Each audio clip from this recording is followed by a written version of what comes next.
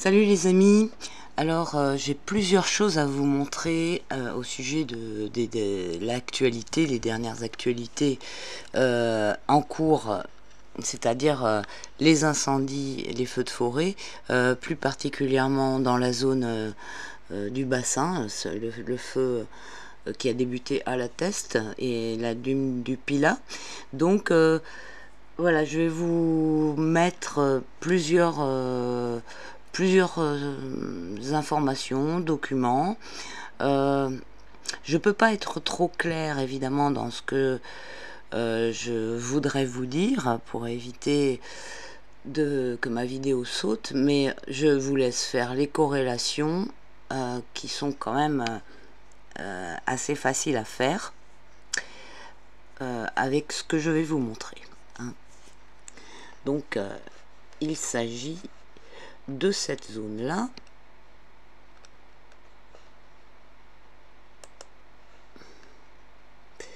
Donc voilà, de la dune du Pilat et de la forêt de la Teste, du Bûche.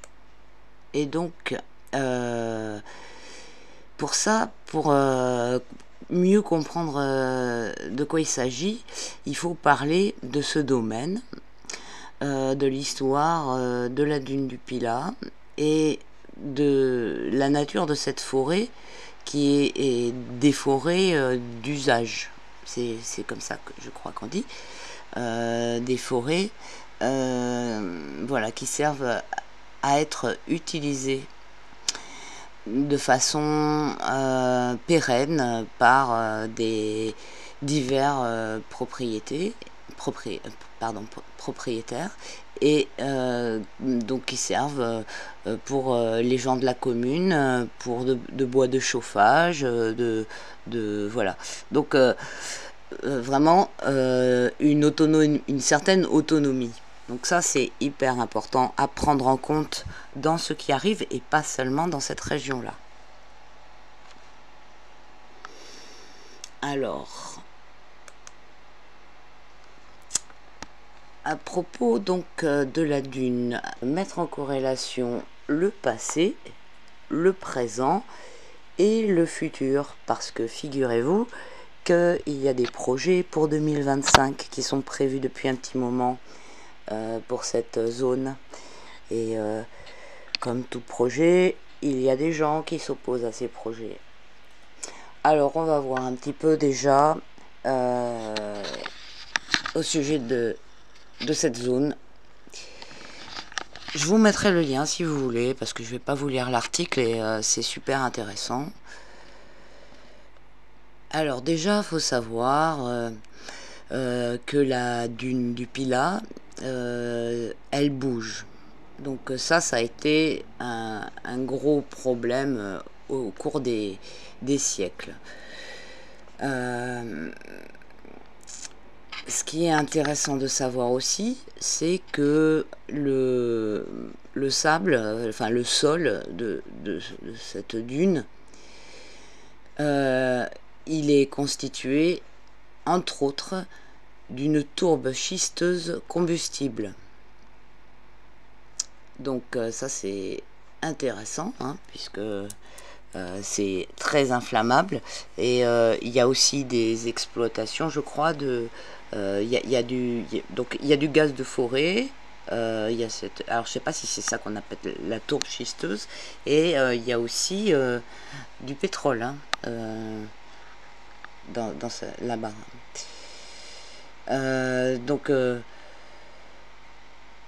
Donc voilà, le problème là-bas, ça a été d'arrêter de faire que la dune s'avance. C'est pour ça que la forêt a été ensemencée. Alors, ce qui est intéressant aussi par rapport à cette histoire de dune qui avance et de côtes qui grignotent, c'est que c'est un des arguments par rapport à toute la propagande écolo, etc. Surtout ce qui est par rapport à la côte, hein, la côte qui bouge. Et alors regardez ça, c'est assez intéressant, hein, parce que c'est où que j'ai vu ça, en 20 ans, voilà, c'est là. Écoutez ça. Donc ça s'appelait le Sablonnet, hein, à l'époque, cette zone. Et donc là, il parle vraiment, il parle pas. Alors il y a la hauteur de la dune qui change tout le temps, mais et donc qui avance. Et puis il y a l'érosion de la côte. Et là, on voit le rivage le long duquel s'étend la propriété dont il parle. Donc celle-là, de 1864 à 1884, la côte a reculé de 100 à 500 mètres, suivant les endroits. Ok, hein, donc quand il parle justement de la côte qui recule en ce moment, etc., et que c'est les problèmes climatiques du moment et tout. Donc là, on voit bien que en 1864, en 20 ans, il y a eu ça s'est passé et voilà, et c'était énorme, hein, donc voilà. Donc ça, c'était une parenthèse, hein, en passant. Voilà, mais sinon, ce que je voulais dire, c'était que la dune avance et la forêt a été plantée pour éviter que la dune atteigne Bordeaux. Parce que j'ai vu ça où, je sais plus en combien de temps il disait. Un siècle, je crois, je sais plus. Donc ils ont eu sans arrêt ce problème à chaque fois que de la dune qui envahissait la forêt. Donc je vais vous dire, maintenant qu'on n'a plus de forêt, ça va, voilà. Donc ils vont vraiment se dépêcher de faire des projets par rapport à ça. Voilà, forêt usagère, je sais plus si c'est ça que j'avais dit tout à l'heure. Donc cette forêt, c'était une magnifique forêt parce qu'elle a été plantée il y a donc depuis hyper longtemps, depuis des siècles, et il y avait toutes sortes d'arbres.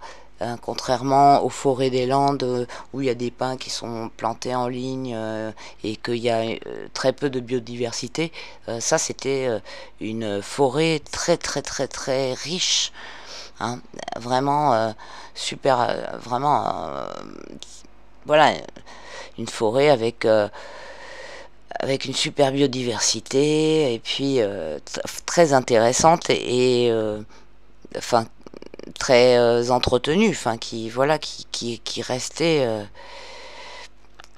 dans un super état.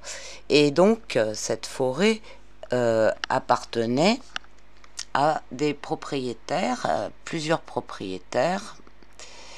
Alors c'est très intéressant parce que la dune, elle appartenait à des gens, enfin à des propriétaires, hein, c'était des propriétés privées, et la forêt aussi.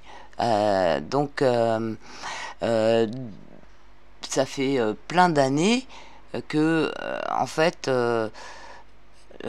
l'État essaye de récupérer toutes ces zones, etc. Parce que à chaque fois qu'ils veulent construire quelque chose, faire une piste cyclable, aménager les escaliers pour monter la dune, enfin tous les trucs comme ça, ils sont obligés de demander leur avis à tous les propriétaires. Alors vous pouvez imaginer comment c'est compliqué, hein, étant donné que les gens ils défendent énormément de leur forêt, quoi. C'est ce qui est normal. Et ils défendent cette forêt, mais depuis des siècles. Alors, ça c'est un article de 2015. Donc, dune du Pilat, un rachat laborieux par l'État. Donc pour faire leur truc, ils sont obligés d'exproprier les gens, bien sûr. Donc, je vous l'ai là en bas, jusqu'en 2013, le syndicat mixte de la dune du Pilat demandait une autorisation à l'un des propriétaires privés pour pouvoir poser l'escalier permettant aux visiteurs. Donc voilà. Ah merde, sur celui-là j'ai le bloqueur de pub. Voilà, là-dessus j'ai pas le bloqueur, du coup. Alors, c'est le même article là, ouais. Donc voilà, en 2015, l'État est en passe de racheter la dune du Pilat.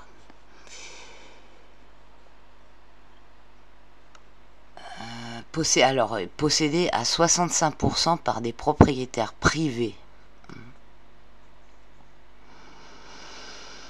Alors,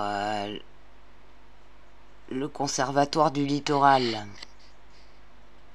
ont commencé. Alors, je vais vous montrer après hein, les projets du conservatoire du littoral.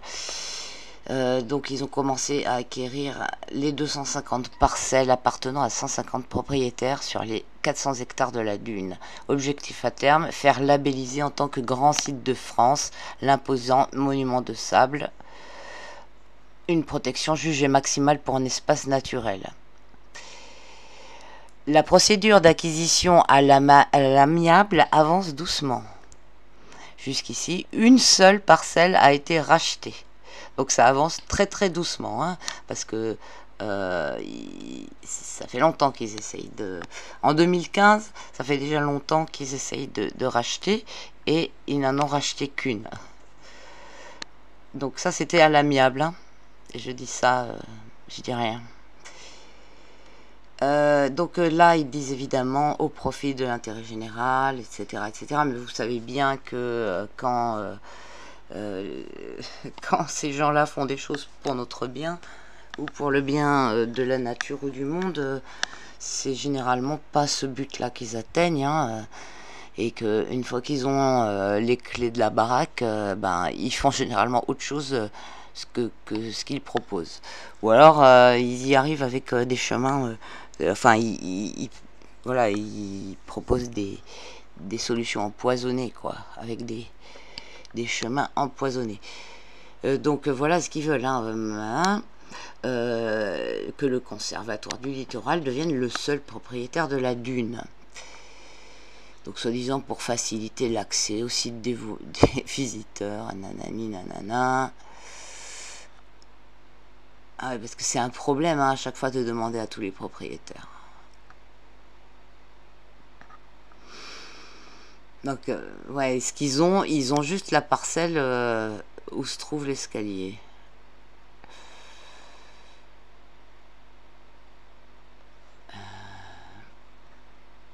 Ah oui, et puis alors voilà, donc en fait, et puis c'est ça, hein, c'est une grosse machine Afrique. Hein, et là, ils étaient obligés de dealer avec les propriétaires, hein, comme pour le parking, comme ils disent, où le parking de la dune était loué chaque année par l'État à une indivision familiale pour 130 000 €. Donc voilà, ça c'est des problèmes pour eux. Alors la dune dégage entre 11 et 13 millions d'euros de retombées directes et jusqu'à 168 millions de retombées indirectes.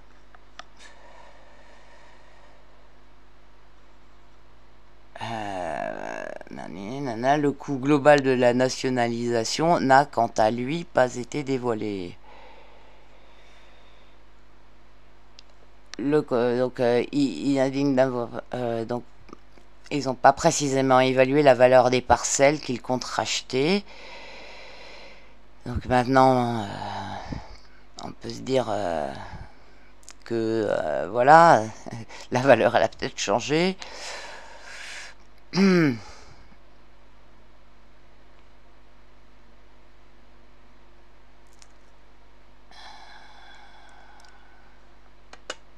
Alors voilà, parce que donc là, il y a la dune et puis le côté forêt, comme ils disent.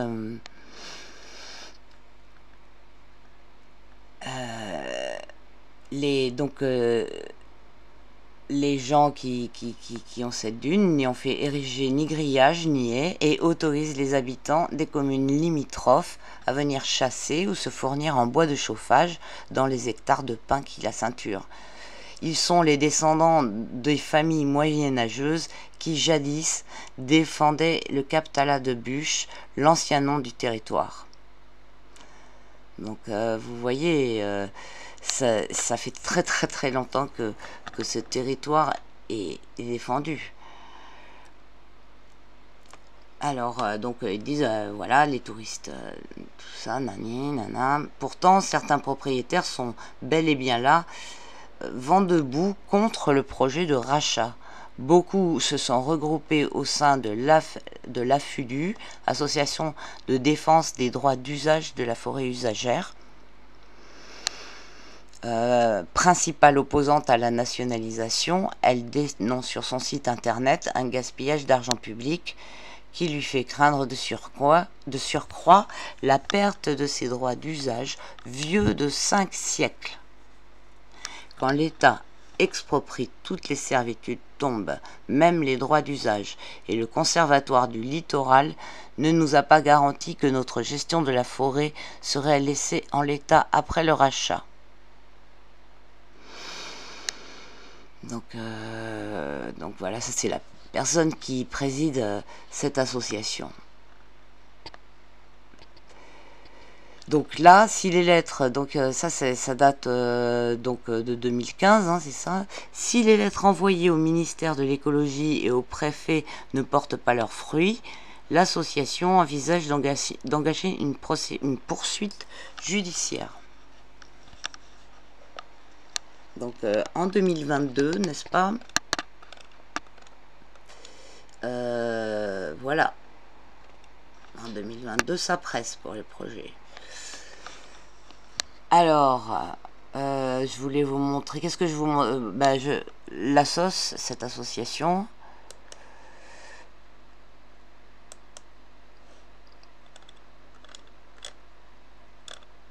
Alors, très intéressant. Donc, vous pouvez voir que il n'y a pas très longtemps, il y a eu une manifestation. 13 juillet 2022 devant la sous-préfecture d'Arcachon, par rapport à l'usage de la forêt, l'État organise une coupe de pins vifs en forêt usagère pour élargir les pistes forestières, permettant la circulation de camions et de pompiers. Nous sommes toujours favorables aux mesures de protection, nanani, nanana. Sauf que l'État a organisé ce travail sans aucune concertation et en bafouant les droits des usagers, comme il avait essayé de le faire sans succès avec la demande de plans simples de gestion. Nous ne devons pas laisser passer cette première tentative qui va être suivie d'autres travaux d'élargissement sur d'autres pistes. Nous avons sollicité une audience auprès du maire de La Teste qui devrait nous recevoir lundi. Là, on est le 21 juillet et là, c'était le 13 juillet. Donc, voilà les dates. C'est important. Alors ça, c'est un article du 13 juillet. L'incendie s'est déclaré donc le 12 juillet. Et ce que je ne savais pas, c'est que Darmanin était là-bas à ce moment-là. Donc le 13 juillet, Darmanin était à La Teste déjà. C'est assez étonnant parce que c'était le départ du feu. Bon, enfin, je suis un peu surprise. Donc, il a tenu à saluer le travail formidable et difficile des pompiers entre les deux incendies qui sévissent en Gironde. Puisque j'ai pas du tout parlé de l'autre feu de Landiras, mais je pense que si on faisait une petite étude, enquête sur ce lieu, on trouverait des trucs à peu près similaires. Donc voilà, à 19h12, Darmanin sur place à la Teste, avec une mine réjouie, hein. Lui aussi avec une mine réjouie. Alors, moi, ce à quoi je pense, hein, c'est que à ce moment-là, il y avait besoin d'énormément d'effectifs, voilà, tout ce qu'on peut pour arrêter le feu ou gérer tout ce qui se passait à ce moment-là, parce que c'était quand même la grosse panique. Et on voit, ils ont dû mobiliser je ne sais combien d'effectifs juste pour Darmanin, quoi. Tout sourire pendant que tout crame.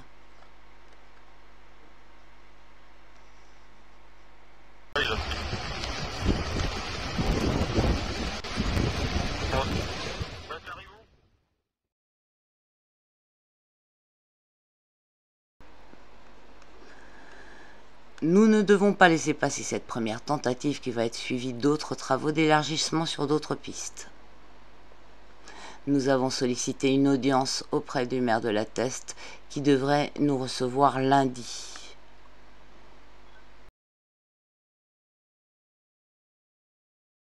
Alors le tract, voilà, c'était ça le tract.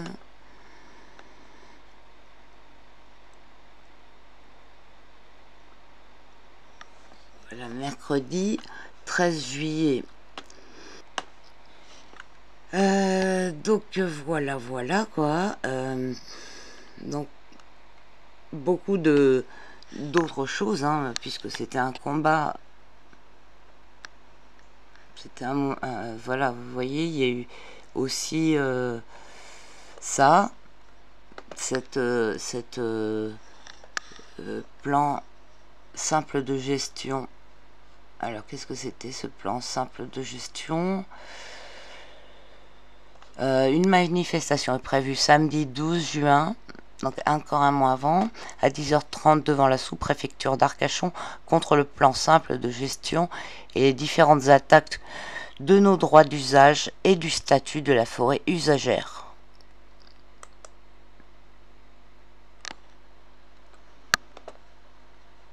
Donc ils ont du monde quand même avec eux. On voit que il y avait beaucoup d'opposition à tous ces projets. Et à tout, c'est pas des projets là, hein, en plus. C'est même pas, il s'agit même pas de projets. Là, il s'agit de ce qui se passe quotidiennement, quoi, tout le temps. Donc voilà, hein, vous lisez. Alors, contre le plan simple de gestion, contre la destruction de la forêt usagère, non à la commercialisation du bois, non à la modification du peuplement forestier, pour le maintien de son statut unique en France, pour la défense de nos droits d'usage.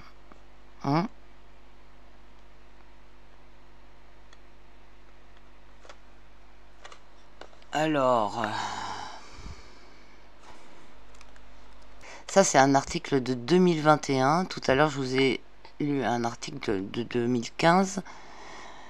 Donc là, on voit le conservatoire. Là, alors attendez. Ah bah merde, je peux pas lire la suite. Bon. Alors, bon, c'est pas grave. Le plus intéressant est là. Depuis 2014, le Conservatoire du Littoral a lancé une vaste opération pour se rendre propriétaire de tout le périmètre de la dune du Pilat. Les acquisitions devraient s'achever au tout début de l'année 2022 et les expropriations vont débuter. Ok? Donc, ils étaient en retard, hein, puisque on est en juillet et que ils ont pas en 21, hein, le 7 mai 21, ils en étaient là, d'accord?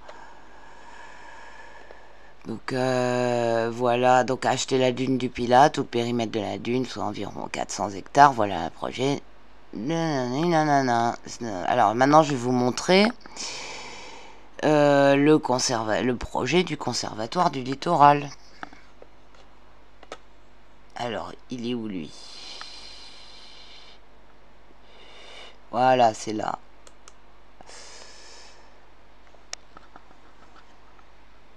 Alors, le conservatoire du littoral, dune du Pilat.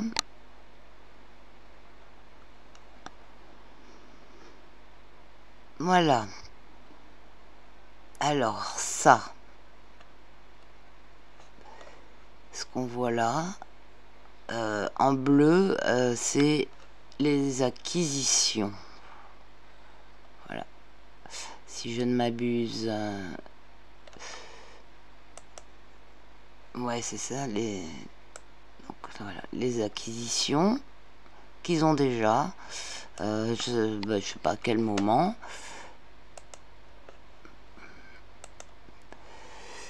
Mais vous pouvez voir. Voilà. Et qu'est-ce qui a brûlé? C'est ça ce qui a brûlé. Vous y croyez ça? C'est ce qui n'est pas... Enfin, là, ça a brûlé aussi, mais...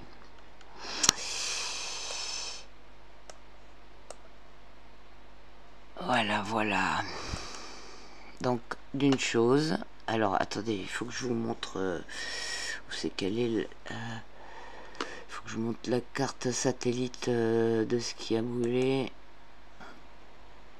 Voilà. Bon, on voit quand même, c'est bon. Donc, vous voyez, là... On va pas grossir plus. Donc, tout ça, c'est ce qui a cramé, hein. Donc ça comprend vraiment les parcelles qui leur manquaient.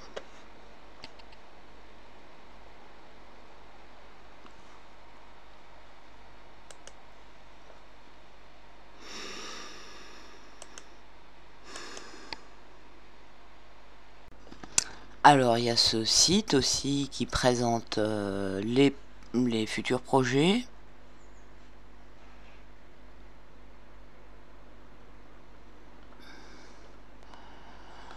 Donc on va voir le calendrier des travaux. Phase 1, octobre 2021 à février 2022. Donc il y a vraiment des trucs qui étaient en cours. Et on voit que c'est en rapport avec les revendications sur les tracts de tout à l'heure. Où pour ces travaux, les propriétaires n'ont pas été concertés, quoi.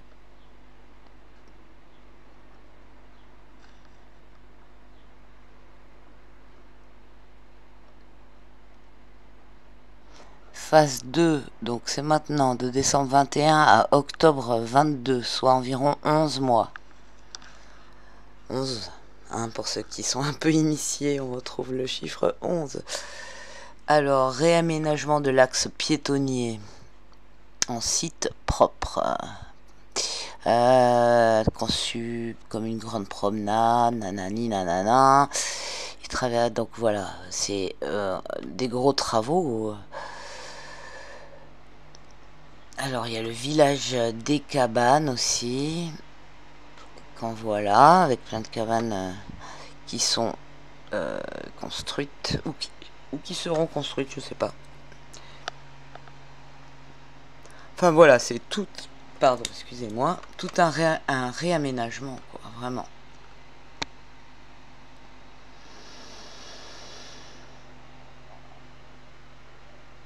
Réhabilitation, tout ça, nani, nana, zone de stationnement, bon, infrastructure technique, service, livraison, zone de collecte de déchets. Voilà, veiller à la plus grande intégration paysagère de ces équipements. Le traitement paysager des zones désartificialisées sera entrepris. Bon bah ils vont avoir à entreprendre, hein, là vraiment. Donc vous avez compris ce qui se passe, hein.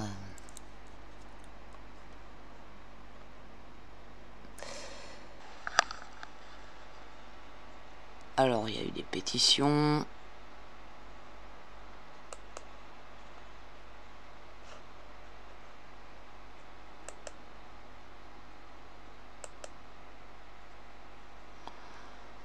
Le rapport prévu pour janvier 2022. Ce rapport fait suite à la demande de validation d'un plan simple de gestion déposé par un propriétaire d'une parcelle de la forêt usagère et à l'origine d'une levée de bouclier de la part des associations et des élus. Pour mémoire, la forêt usagère est régie par des baillettes et transactions signifiant au propriétaire qu'il possède le sol et la gemme, mais pas les pins. Ce rapport a pour but de préciser le cadre juridique, proposer un cadre de concertation et également améliorer la gestion durable de la forêt et la prévention du risque d'incendie. Alors qu'il était très bien fait, la prévention du risque d'incendie jusqu'alors. C'était très bien entretenu, ces forêts. Bassin d'Arcachon, en forêt usagère de la Teste, les arbres sont un bien commun. Depuis 2014, le Conservatoire du Littoral a lancé une vaste opération pour se rendre propriétaire de tout le périmètre de la dune du Pilat.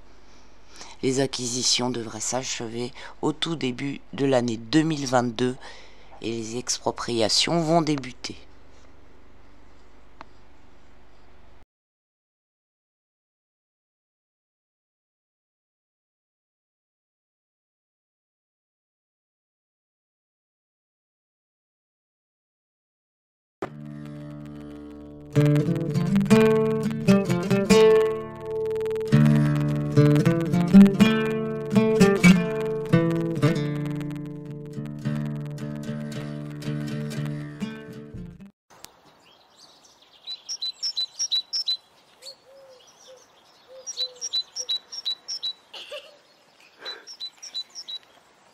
Bonjour.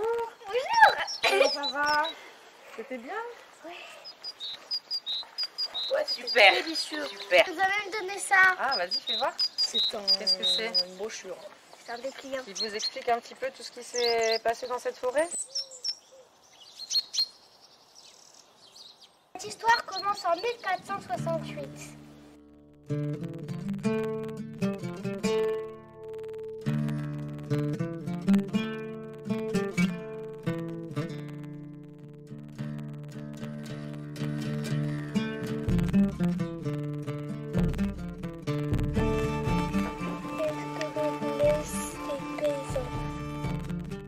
Onoguda Cosacia, Colas Nomble, Pesante, Seigneur, Monseigneur Joanne de Foix, Comte de Candale, de Benoge, de Lavore, Vicomte des Castillons et Cateau de Buche, ayant fait saisir et mettre en sa main le boss de la Tsueba et Totas de la Sauteresse, Montagnas et Pignadas de la Teste.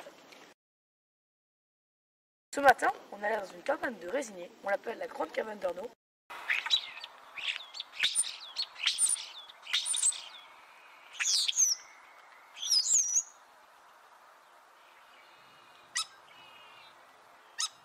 Amador, un monsieur passionné par les insectes, nous a fait découvrir la vie cachée de ces petites bêtes.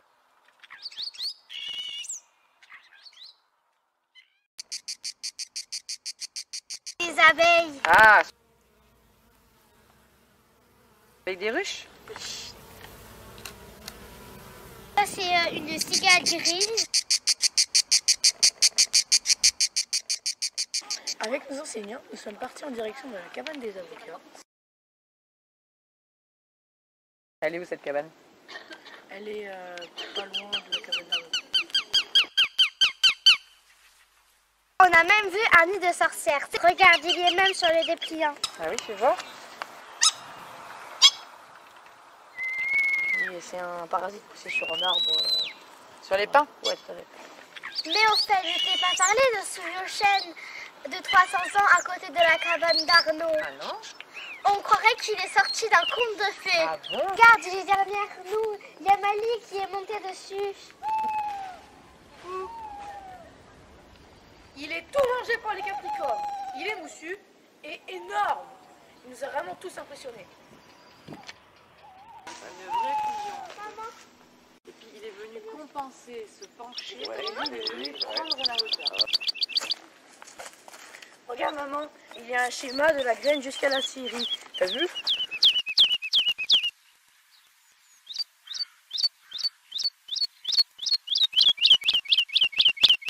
J'ai appris comment se renouvelle la forêt du temps. On a vu le découpage du bois, c'était vraiment très impressionnant. On s'est même brûlé dans la sciure, ça sentait bon.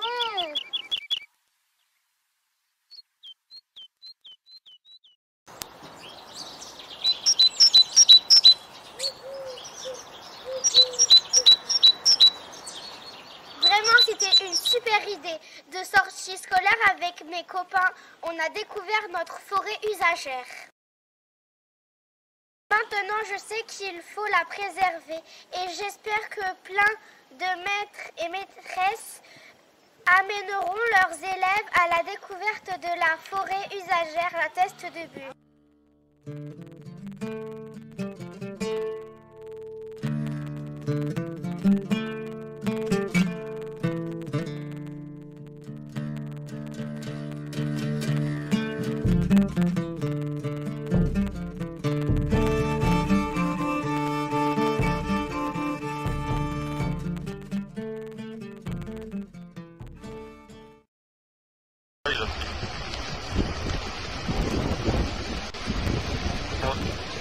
T'arrives où?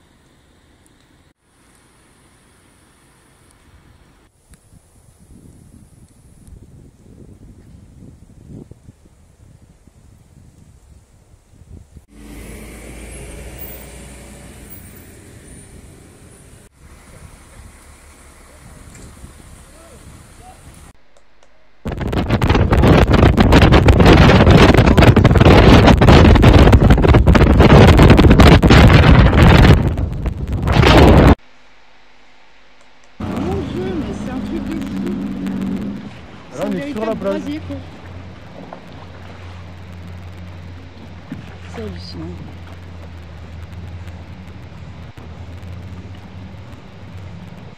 Mon Dieu, mais c'est un truc. Attends, je me mets derrière toi.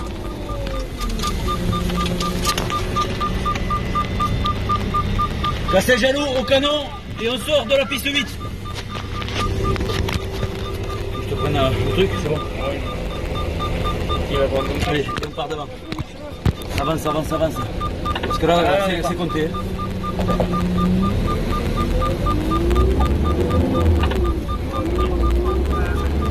C'est bon, yes, vous me suivez hein.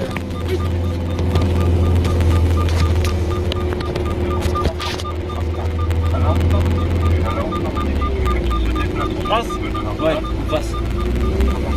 Doucement, doucement, doucement, qu'il est. Voilà.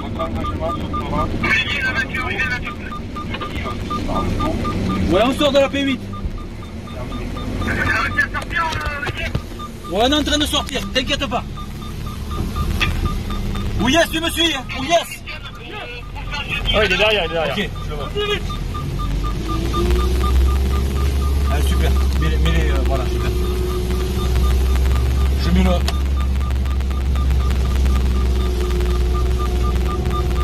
Ah, ça chauffe là. Hein. Ouais, ça chauffe trop. Là.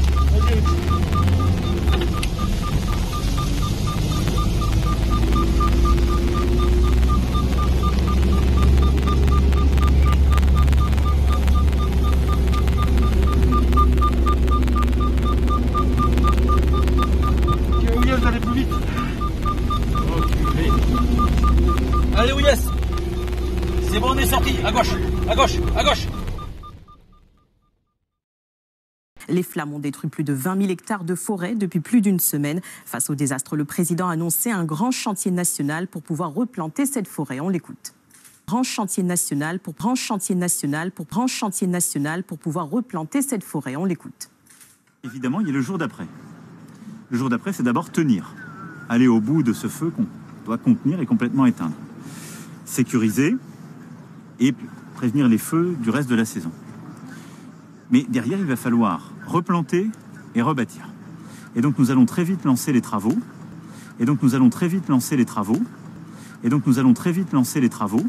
À vos côtés. Le faire pour lancer un grand chantier national pour pouvoir replanter cette forêt. C'est un immense chantier, un grand chantier national. C'est un immense chantier. Un grand chantier national.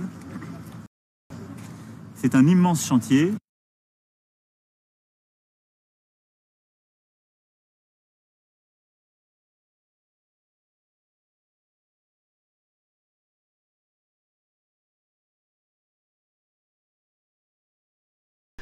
Cette tête-là, hein, avec son petit rictus, là. Voilà, c'est toujours important de regarder.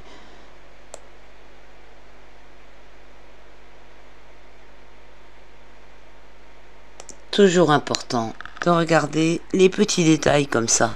Ça veut dire énormément.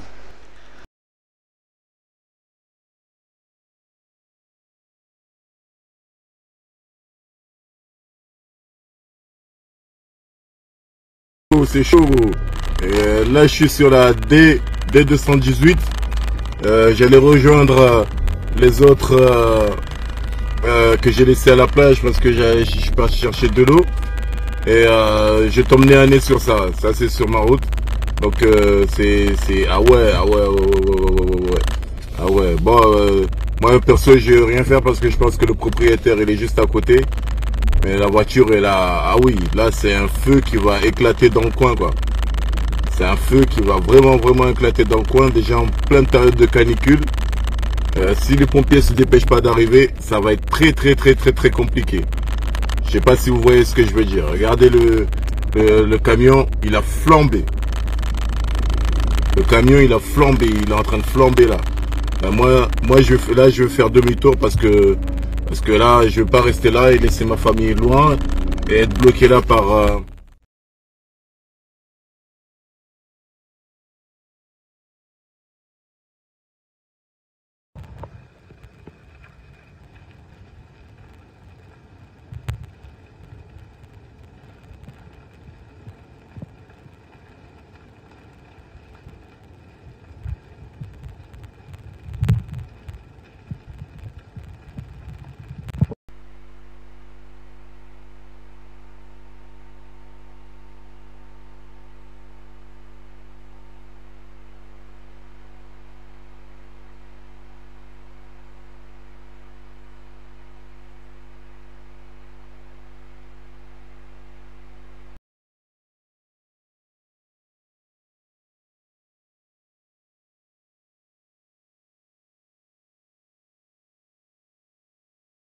Et alors je vous montre, ça c'est la piste 214 où a été filmée donc une des voitures, si c'est pas la même.